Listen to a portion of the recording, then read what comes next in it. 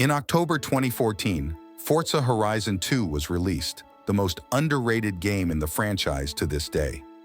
Not because it is hated, it's not, but because many people did not have the chance to play it. It remains the least sold Horizon game and the least discussed in series forums and groups. This is due to a clear reason. Forza Horizon 2 had bad luck. Its main version was released at the worst possible time for the Xbox One, when they were trying to recover the brand's image post-matric management. Another significant factor that hindered its performance was that the Xbox 360 version was very disappointing, a mediocre port. However, those who had the chance to play the Xbox One version of Forza Horizon 2 know it's a very good game that maintained the legacy of the first game despite some changes in certain aspects. With very enjoyable gameplay, a decent single-player, fun multiplayer, spectacular setting, and memorable soundtrack, Forza Horizon 2 was one of the great games of the early life of the Xbox One. Today, we will recall and analyze this game that cannot be forgotten. The huge success of the first Forza Horizon surprised Playground Games. The studio had high expectations, but wasn't sure if they would get a chance to work on a second game.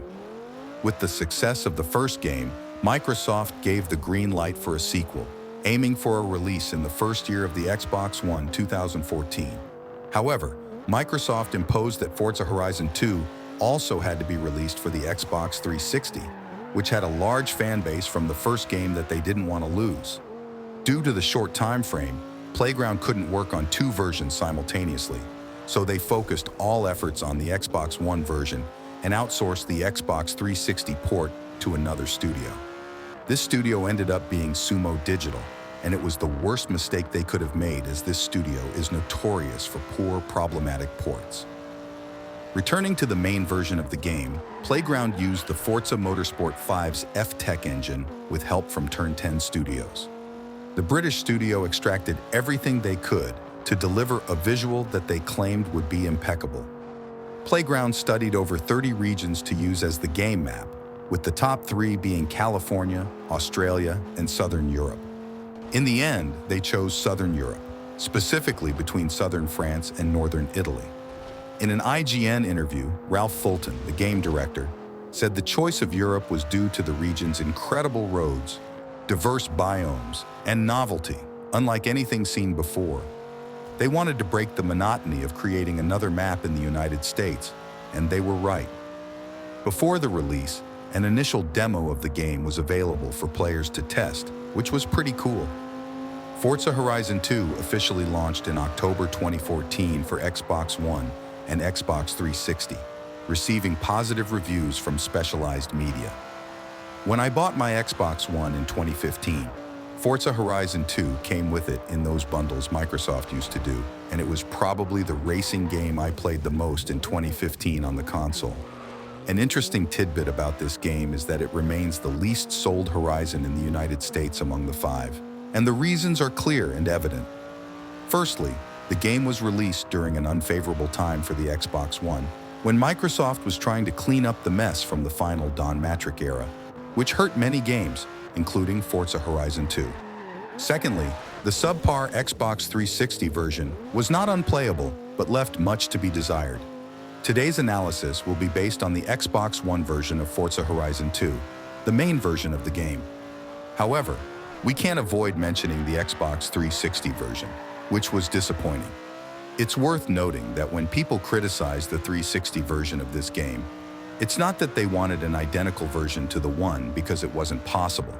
They wanted a version on par with Forza Horizon 1, which wasn't delivered. The Forza Horizon 2 on the 360 is worse than Forza Horizon 1 in terms of map, setting, detail quantity, lighting work, shadows, texture quality, car modeling, internal and external, performance, and stability. When you play this version, it's evident it was made in a hurry. They probably took the engine from the first game, changed the map, and maybe didn't have time to polish the game further. Combine this with Sumo Digital's reverse Midas touch, and nothing good could come from it. Now let's talk about the main Xbox One version, which I played the most and consider very good and a great racing game. First and foremost, like the first game, Forza Horizon 2 captivates you right from the cinematic introduction, which I think is the best in the franchise and one of the best across all genres. Truly breathtaking. I highly recommend watching this intro if you haven't seen it. It's perfect and emotional. Besides the cinematic intro, the festival introduction is also incredible, once again demonstrating the gameplay, the Franco-Italian setting, and what we'll encounter throughout the game. The most well-done aspect of this beginning is the drive from the coastal roads by the sea, through fields and plains, to the festival site. It's even more striking with the time transition, the wonderful sunset in the background, Liberate playing, and nightfall approaching. It's hard not to get chills. Fortunately, I have this game on physical media. As I said, it came with my old Xbox One, and replaying it today still feels great. It's a very beautiful and well-made game. The main reason I love the first Forza Horizon, which I still consider the best of all, is its single-player mode.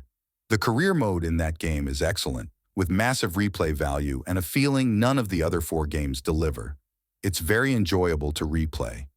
My relationship with the second game is slightly different.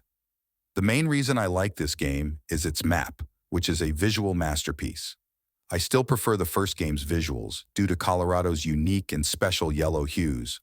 But in terms of design, drivability, exploration, and events, the map in the second game is almost perfect.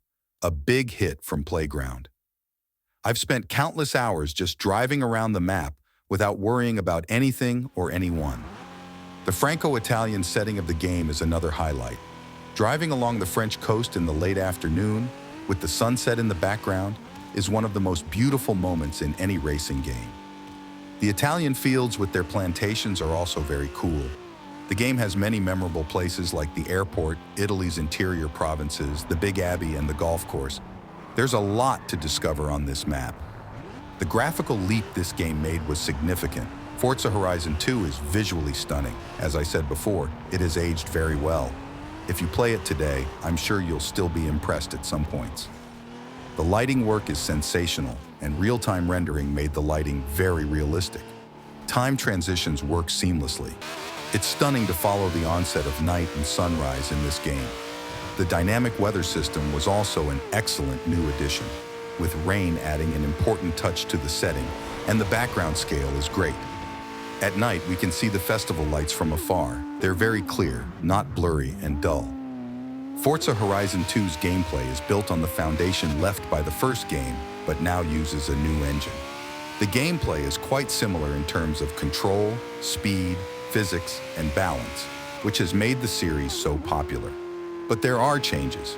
The rain now makes some roads slipperier than others, and handling on dirt roads is heavier than ever, which is commendable. The off-road gameplay was improved compared to the first, which was already good for the arcade genre, but now is more precise. Heavier cars perform well on dirt, while supercars will give you control problems on dirt. Horizon 2 introduces a new AI system brought from Forza Motorsport 5 using the cloud, where the game models the opponents we face in single player, based on the gameplay style of random players, known as drivatars. According to Playground, this would generate unique opponents for each race. However, this is something that still doesn't appeal to me in the franchise. Everyone who plays racing games knows that AI is awful in many games, and drivatars sometimes work and behave differently. But mostly they are generic bad AI that doesn't challenge you, even at higher difficulties with assists off.